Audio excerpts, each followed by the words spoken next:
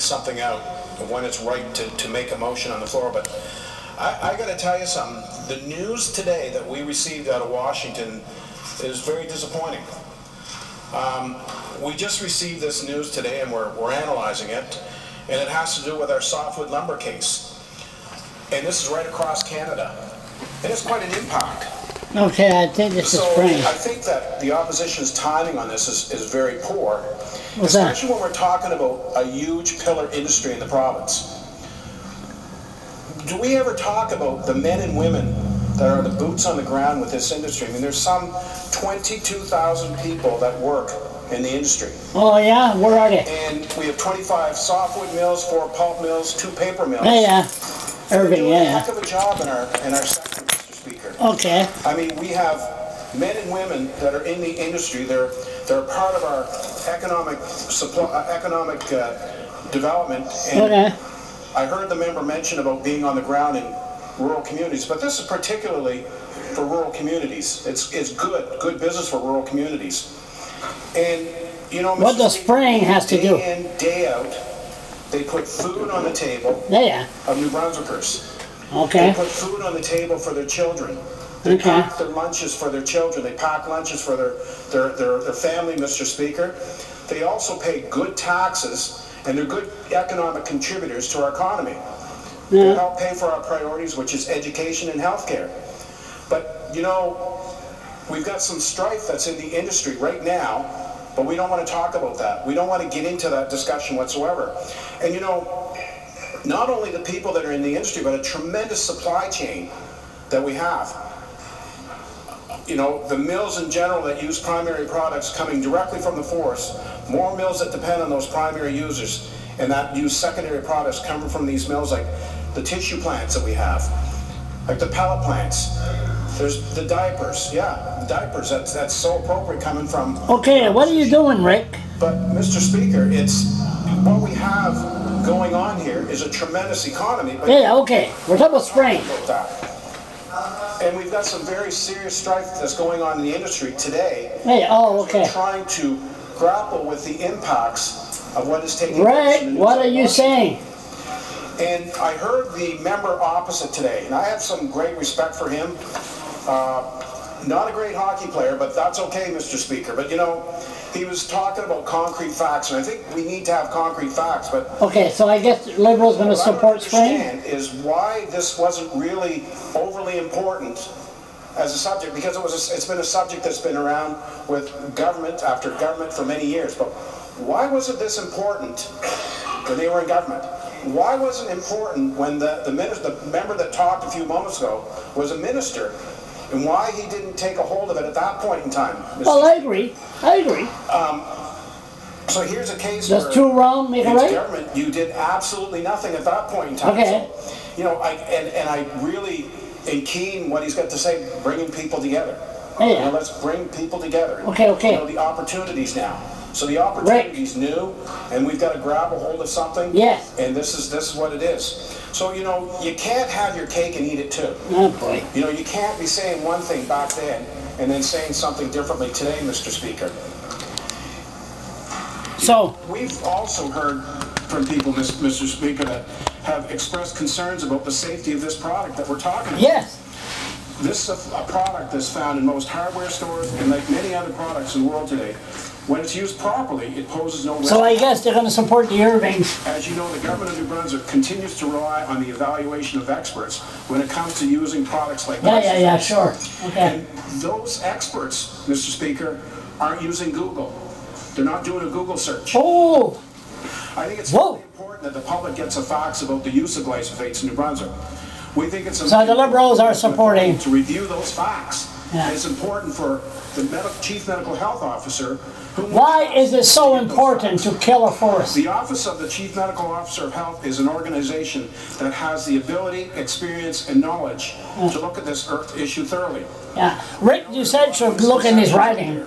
There are people who All the birds are all dead in Mount Pleasant. forests are being cut every single year. That's wrong. That's wrong. There are even people who think the amount of forest being cut is bigger. There are people who think more than 1 million hectares a year are being cut. What? That's wrong. What do you mean? And that's wrong to get that out there. Didn't we see the logging truck coming out like crazy? Areas treated each year, every single year. Well, that's wrong. There are people who think spraying is done over water sources on a windy day. See, what we need is Irving behind They're there, not aware of the facts about our and forest sector, and they don't all know the Irvings. processes that are being followed. They don't know about the setbacks that prevent aerial spraying near water sources, or about the high-tech machinery that turns the applicators off when an aircraft leaves the designated spray area. What about the blueberries? Giving people the real facts. That's important. We've got to get the real facts out there, Yeah. Mr. Speaker. Yeah. Go in the Irving I media. tell you right now, unequivocally, that 1.5% of our forest is harvested in a given year. Does anybody realize that? 1.5% of our forest is harvested every year. He must be having a job with Mr. Irving Of that area when he retired. each year does actually grow back on its own and does not receive any treatment of herbicides.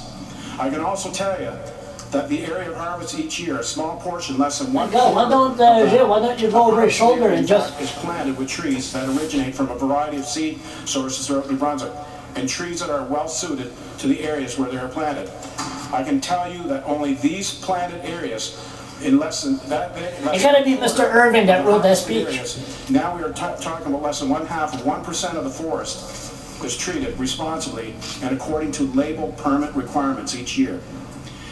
These treatments ensure the seedlings we put into the ground, the seedlings that occupy... See, that's why they have communication but also people. the seedlings that play a See? very important and key role... Communication people used to be journalists, Irving journalists, all right? So now they work for communication and they write all that stuff that he's reading. Expert evaluation and the decisions from Health Canada to make decisions based on facts and scientific data.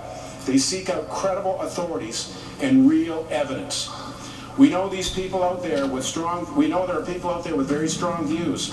We know there are people with views that are not supported by credible scientists, by the experts in the field. Like I Louis can tell you the federal Lapierre, he was credible for shale gas, huh?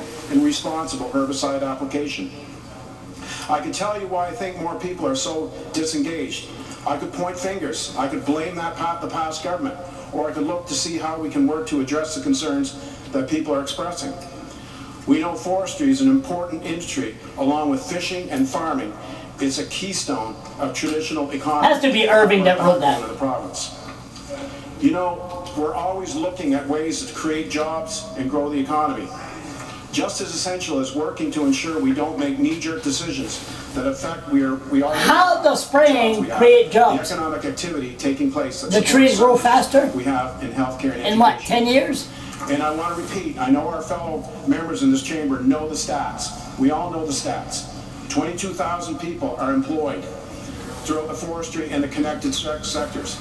Employed doing what? There's about One guy runs a machine to cut the trees. To our New Brunswick economy. 2 or 3 people log the thousands of New Brunswickers trees out. making a living, paying the mortgage, keeping the heat on, and putting food in the kids' lunch boxes. How does spraying has to do with this? What we really need here is someone that we all trust to review the facts. There, trust me. And talk to the experts. That's what we're looking for. Who's the expert? Irving? We're doing that today with the amendments that we've offered. We know the Office of the Chief Medical Health Officer offers an important approach to all these matters. Yes. And she was going to study it and they fired her. They will approach outside experts who have the necessary experience to provide more insight into the products and practices that are being employed here. So I hope that all members of the legislature can come together to support the amended motion. We know that the best decisions are made based on scientific facts. Ah, Mr. Irving. Grounded in good, solid science. Editorial, Mr. Irving. Here we have glyphosates. It's one of the most used herbicides in the world, and because of that, it is one of the most studied. Why do we use it? Mr. Speaker, when it comes to our use of glyphosates, we rely on our partners to provide us with the best information that they have. Whether they be experts from Health Canada or the experts in the Department of Environment and Local Government, we are monitoring the science. The Liberals are going to support spraying. And their associated uses. I have to echo something that my colleague, the Minister of Environment and Local Government, said earlier. What he said really gets to the crux of it, Mr. Speaker. He said, this is what responsible governments do. We look to the science and we trust leading scientists to their expertise. Trust Irving. We don't rely on just one study. We look at the fuller picture of scientific conclusions. Now, Mr. Speaker, remember this. We look at science. Let's make sure it's grounded in good science. We've got to trust the leading experts and the scientists. We just don't rely on one study. Funny, là, c'est in French, hein? The full picture. Et que les Acadiens, on ne va pas savoir tout ce qu'ils parlent about. Is that what we're all trying to do every day, Mr. Speaker? Isn't that what we're telling our children? I don't know how much longer I can listen to this. We tell them not to react to a single piece of information or a single event. We encourage them to look at the broader view, to understand how that one piece of information will fit into the bigger picture. Is it true that in 2015, a report issued by the Internal Agency for Research on Cancer, IARC, classified glyphosate as probably carcinogenic to humans? There are a lot of everyday things. Those Irving communication people, they're smart. Or according to the recommendations. Now let's look at the whole picture. Yeah, please. The IARC classification does not take into account the level of human exposure, which determines risk. I'm not that educated. In 2016, the year after the release of the IARC report, there was a joint meeting of pesticide residues between the Food and Agriculture Organizations of the United Nations and the World Health Organization. At that meeting, it was concluded that glyphosate is unlikely to possess a carcinogen risk to humans from exposure through diet. What about the blueberries? Remember, we're talking about glyphosate. It's among the most studied herbicides in the world. It is among the most commonly used herbicides in the world. Also in 2016, the Office of the Chief Medical Health Officer of Health of New Brunswick completed its report stating where did he get his facts? Google? At recommended levels presents discernible risk. First he condemns Google, now he takes that information from Google. It isn't just used in the forest, it's also used on the farm. And I was amazed in the motion that brought forward, it did not mention one thing about the agriculture sector. Scientific evaluations have been conducted to determine whether glyphosate causes any negative effects to people, animals, birds, insects, plants, as well as soil and water, when used according to label directions. To this end, Health Canada has concluded that when used according to the label instructions, products containing glyphosates are not expected to pose risk or of concern to human health. How come there's no more birds in Mount Pleasant? Also undergoes routine. That's his writing. Charlotte Street. Charlotte Street. Here I go again. Charlotte County. We reevaluate. The reevaluation decision. How come there's no birds? 28, 2017. They're all dead. They're all gone. The reevaluation concluded that products containing glyphosates do not present unacceptable risks to human health or the environment when used according to the label directions.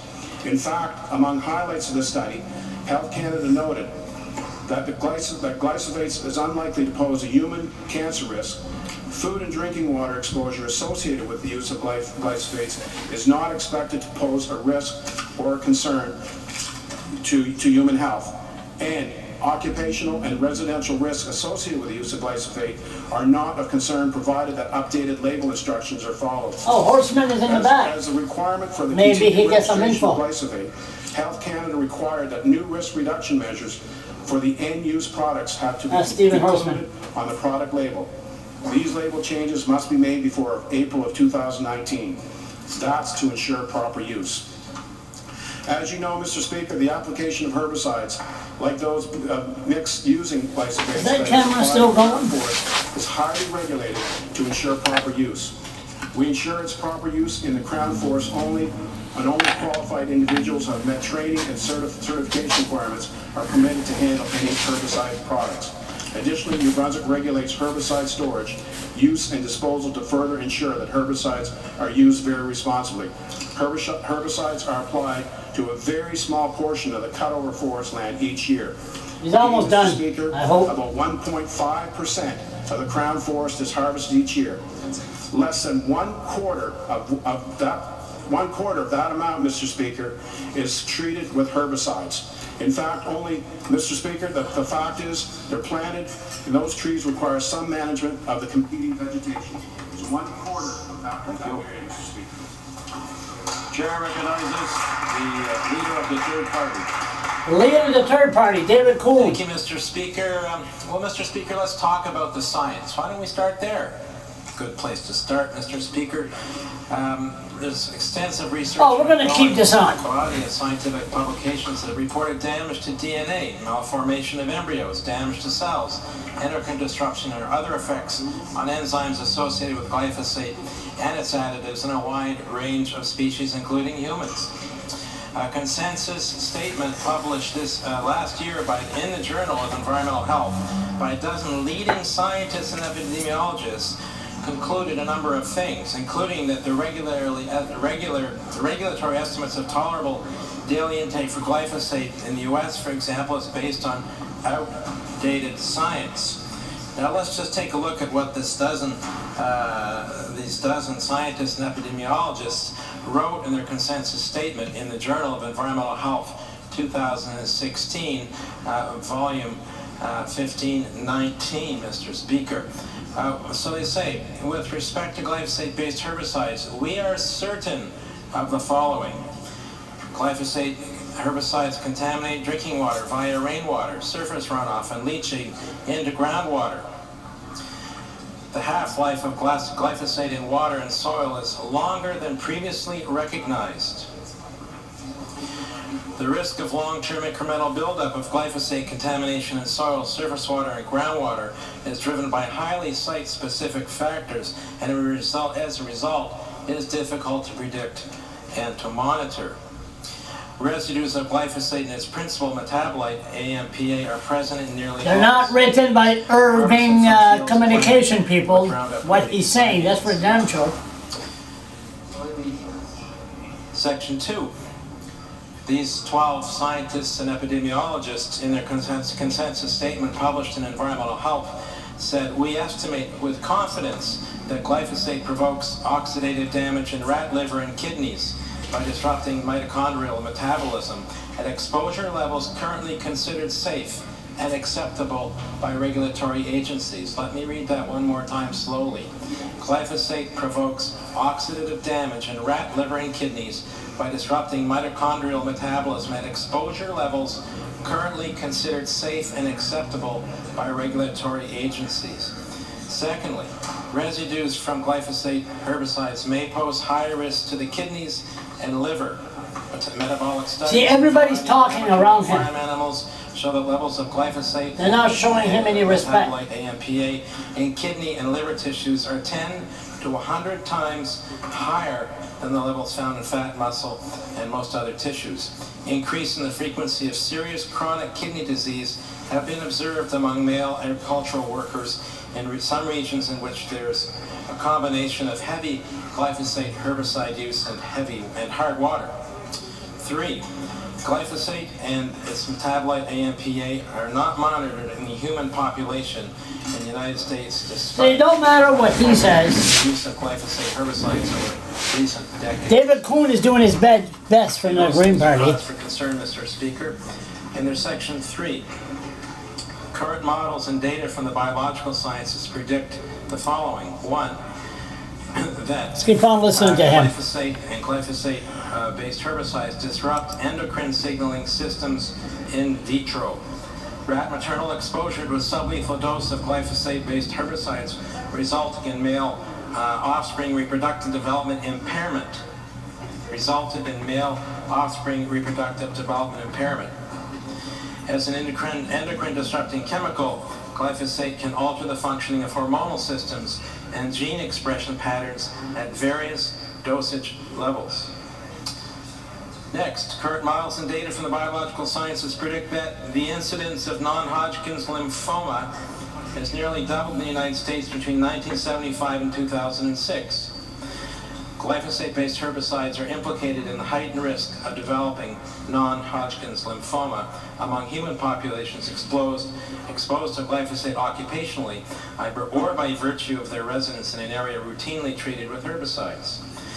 An interesting side point, Mr. Speaker, is that the Canadian Health Agency suggests that there's significantly elevated levels of non-Hodgkin's lymphoma in men in New Brunswick compared to the rest of Canada.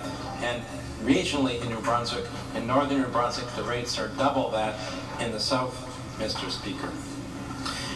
Glyphosate is a chelating agent with potential to sequester essential micronutrient metals such as zinc, cobalt, and manganese.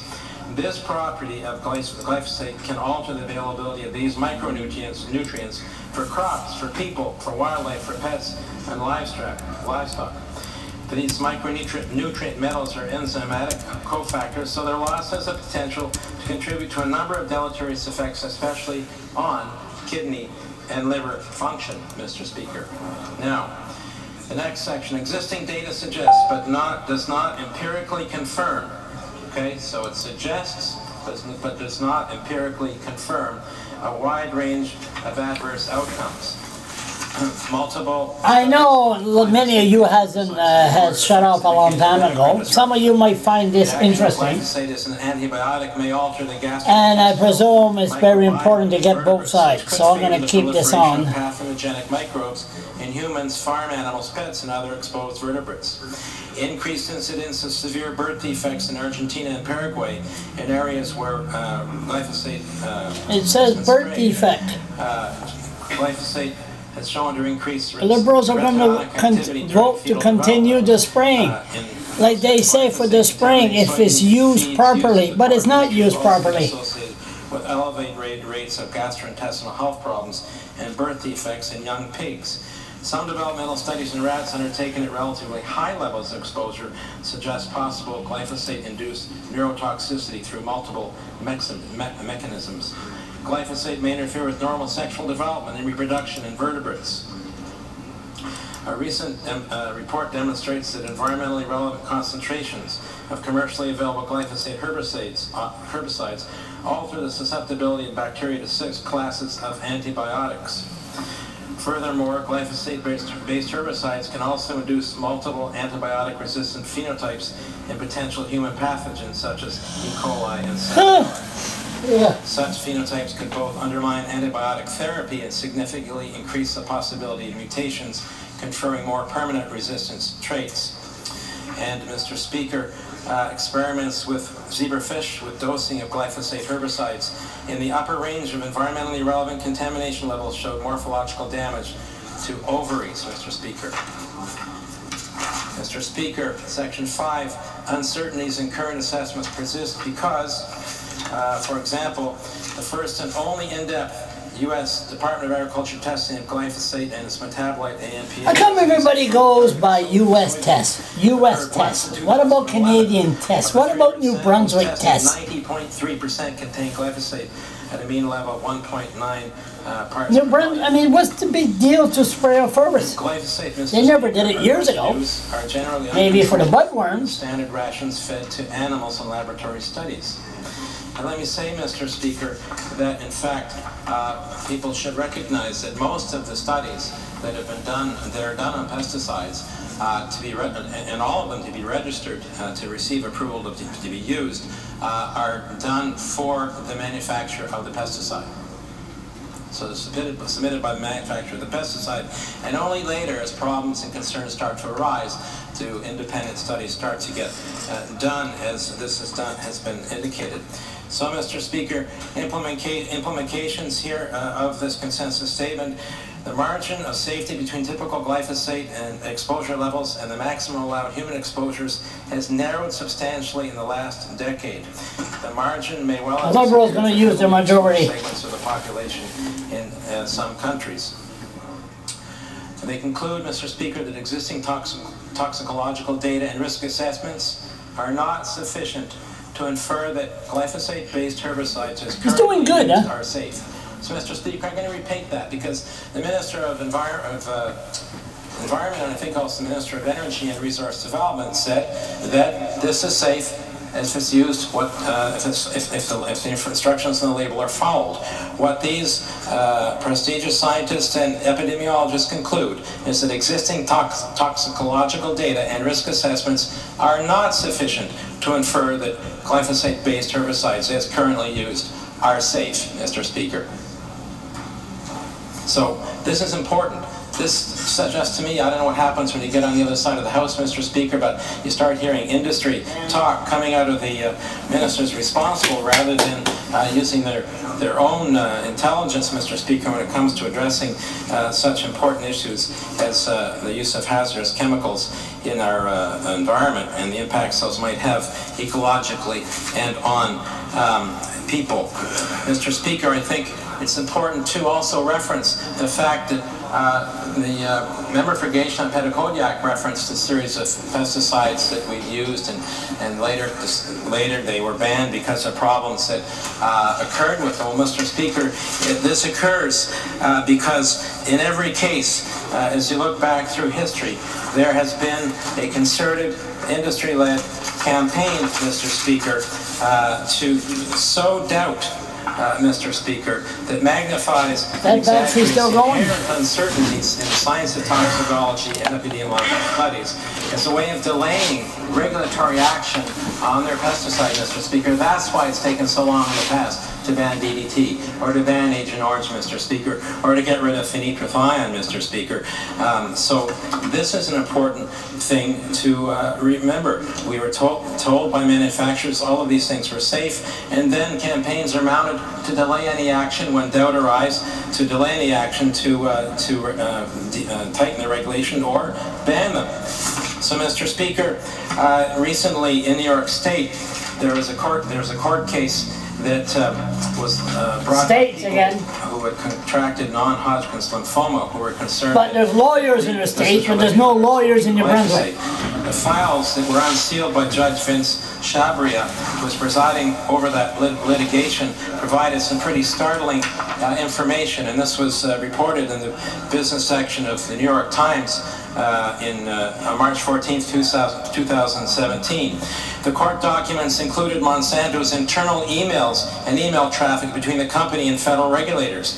The records suggested that Monsanto had ghost-written research that was later attributed to academics, and indicated that a senior official at the Environmental Protection Agency had worked to quash a review of Roundup, which is glyphosate, which is manufactured by Monsanto's, of their main ingredient, glyphosate, that was being conducted by the United States Department of Health and Human Services, Mr. Speaker. The documents also revealed that there was some disagreement within the Environmental Protection Agency over its very own safety. See, this is because you got lawyers in the states that really go after it. Records show that Monsanto was tipped off to the determination by the World Health Organization that it was a probable human carcinogen, which led the company to prepare a public relations assault on the findings well in advance of its publication. Monsanto executives in their internal email traffic said they had promised to beat back any effort by the Department of Health and Human Services in the United States to conduct its own review. Dan Jenkins, a Monsanto executive, according to the story, said in an email in 2015 that he was referring to the other agency's potential review. He said, "If I can kill this, I should get a medal." The review never took place. In another email, Mr. Jenkins, a Monsanto executive, according to this story in the New York Times, noted to a colleague that Mr. Rowland was planning to retire and said he could be useful as we move forward with ongoing glyphosate defense, Mr. Speaker. And one email unsealed as a result of these court proceedings, William F. Hayden's, a Monsanto executive, told other company officials, according to this newspaper story, that they could ghostwrite research on glyphosate by hiring academics to put their names on papers that were actually written by Monsanto, Mr. Speaker. What kind of faith, Mr. Speaker, can we have about what it says on the label when these kinds of hijinks are going on? Quote is, "We would be keeping the cost down by us doing the writing ourselves, and they would just edit a sign and sign their names, so to speak," Mr. Speaker, responding to the scientists who would sign these ghostwritten research. So, Mr. Speaker, these disclosures certainly were the latest to raise concerns about the integrity of the academic research financed by agrochemical companies. Much research, initial research finance doesn't follow word by word like Doucet did. And this, in fact, is in the public record, Mr. Speaker. This was available to the Minister of Energy and Resource Development to review, or for his staff to provide him. It was available to the Minister of Environment to review, or for his staff to provide him, and they chose, Mr. Speaker, not to address any of this information that I brought forward today in the Legislative Assembly, Mr. Speaker. So I thank my colleague from the riding of Gagetown for bringing Petitcodiac for bringing forward this motion. Thank you, Mr. Speaker. Well. Chair recognizes the member for Southwest Miramichi-Béluga.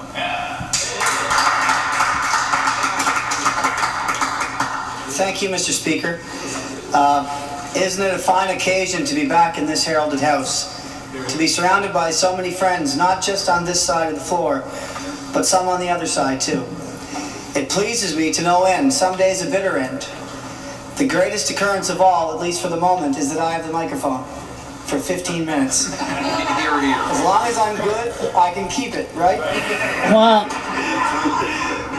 the greatest thing is, I get to say things, all sorts of things, not only to the best of my ability, nor for the entertainment of the few in here, or those watching at home, but to those who have missed my points of view, and I've missed offering them, especially to you, Mr. Speaker. Today's topic is glyphosate. Before I go any further, on the amendment, I'm against the amendment, and I'm for the motion that was put down by the member from Fredericton, Gagetown, Grand Lake, whatever that's called. It's a long one. On the amendment, this is interesting. The chief medical officer was named here, and although I have respect for these offices, I will tell you my office in Southwest Miramichi-Béluga recently had to contact the chief medical officer, and she was very gracious to get back to me, and I had a nice chat with her. But the interesting thing was, her staff members were actually chasing after an elderly lady in Blissfield because they didn't like the place where she prepared her pickles and jam. Pickles are full of vinegar, jelly and jam is full of sugar. Nobody's ever died from that that I've heard of, but in any event, her office was making her life very difficult. She seemed unaware of it. She helped correct the situation. But you live in a world where pickles and jelly is under severe scrutiny, where poor people who have a bed and breakfast are asked to build a piece onto it and another kitchen just to make jam for the people they already make it to and serve it to for 25 years. So when you see the chief medical officer supporting glyphosate, yet chasing after pickles and jellies, I question that, and I will. And I'll continue to question it as long as I'm in this house, and I'm sure long afterward. Another example of how facts are never known in the legislature and how the facts never truly get out is the issue of the Department of the Natural Resources, which comes into play on this file. Some years back, the rural community of Upper Miramichi wanted to have a community forest. What occurred was industry prepared their own document stating how complex it was. The rural community of Upper Miramichi was denied, and I left myself thinking, Mr. Speaker, the people of Boys Town have lived there over 250 years, and they've lived off that land for that long. So it's interesting how industry could prepare their own document and say that people who've lived off it for 250 years would not be prepared to understand the complexities of the forest. From this time and place, Mr. Speaker, I shall use examples and situations of both the workings of the members of this House and in our forests to describe angles not yet considered in this argument. I don't pretend to be a scientist or overtly or technically knowledgeable on the chemicals used. First and foremost, let it be known that I have never personally, politically, morally, or anyway supported the endeavor of spraying glyphosate down upon the animals, their habitats and food sources, into the air we breathe, and upon the very spirit of what to me is the New Brunswick crown jewels, the trees themselves. I'm against glyphosate, and it wouldn't matter which tie I wore. I am against it, and I will be against it. I don't speak from a scientific point of view. I firmly support placing a suspension on this practice to allow some investigative research and oncoming recommendations from a task force. Yeah. I appreciate this motion. There's a big difference between investigating in the States and investigating here. Let's do a little history lesson, Mr. Speaker. What does history tell us when chemicals are used on people or animals? Either for killing bugs, or for experiments or otherwise. Think about that for a second. Take a good long few seconds and think about that. So what's at risk, really? What's at risk for us? Air quality, food safety for animals and human beings, wildlife and livestock. And lastly, the side of the debate that is so commonly avoided, what it's doing to our hardwood and why that's being done at all. What is the value to New Brunswickers to prevent the slow but certain long-term and prosperous growth of hardwood? And even if it is only a couple percentages each year, it's still a lot. And we still have to ask what that will mean 30 years down the road. We don't know what hardwood will be worth in 40 years. I agree. Who wants it or who needs it. Yeah, that's true. And we need to think about that, all of us in here. Hey, not stupid. Do the people in urban parts of our province understand the emotion and fear of those living in and near wooded areas being sprayed? Yeah. They don't live in heavily wooded regions like mine, for instance. How can we fully appreciate the views of those not breathing it in at the rate some of us are? I agree. Like those of us who live near Kane's River, like myself. And how it would affect them to raise their children nearby. Well, the battery's yellow, so anyway, keep this going. And is it poisonous? Do we know? Who can we possibly trust? Can't trust the Irving. You walk into the forest today and you read a sign, don't eat the berries. So you can't eat the raspberries. You can't eat the blueberries.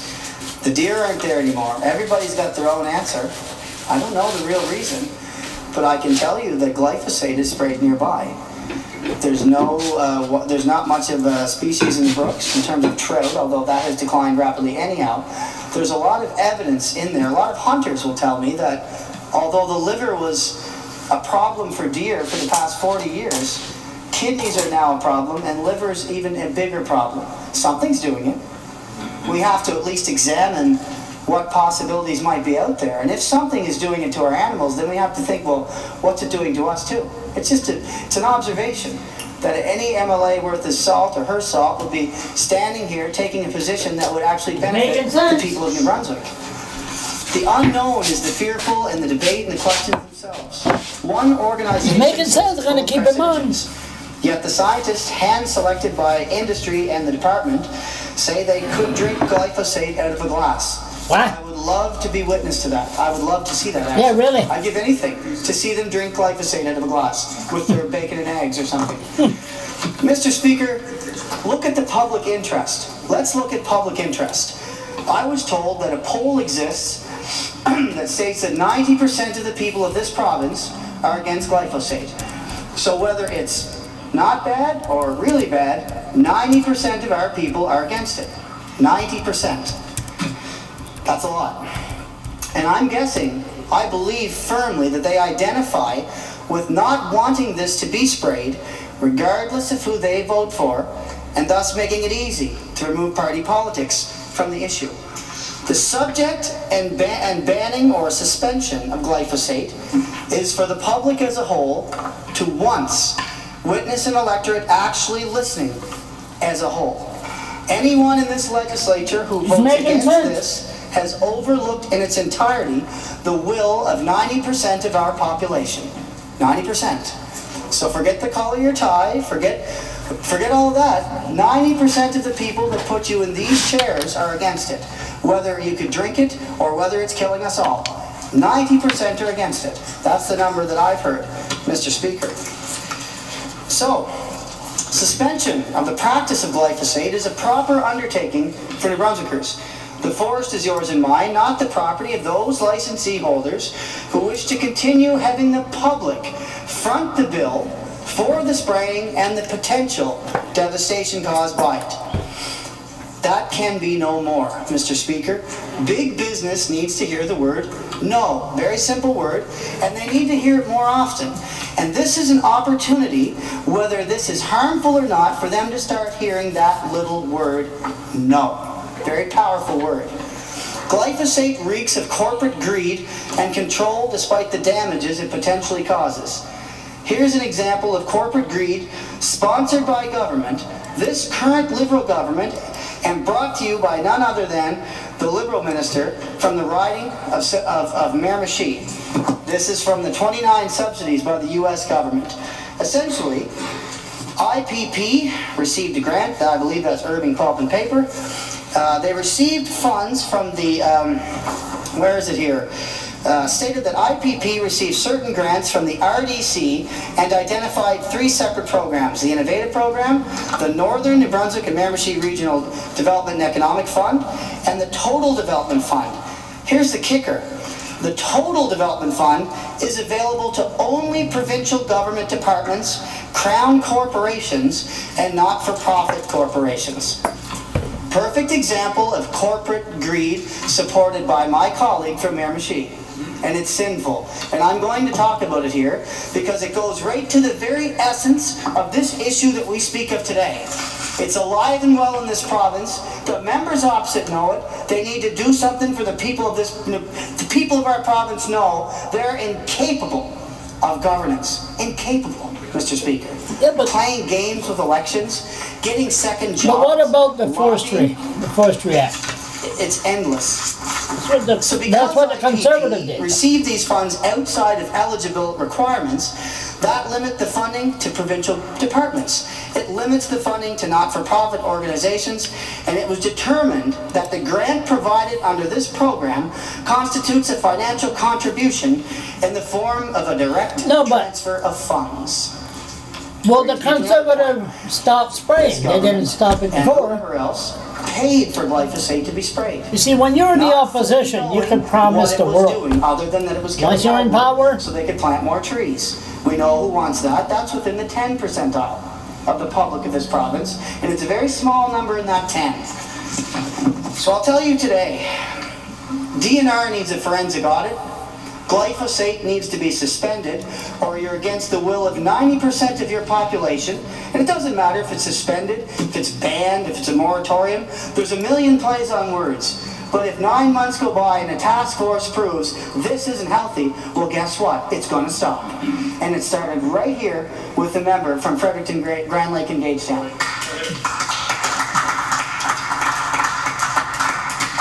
So in closing, whether you're personally against it, theoretically against it, morally, politically, since we are politicians, and since nobody but the greed of the few want it, the question is, why vote against 90% of your people?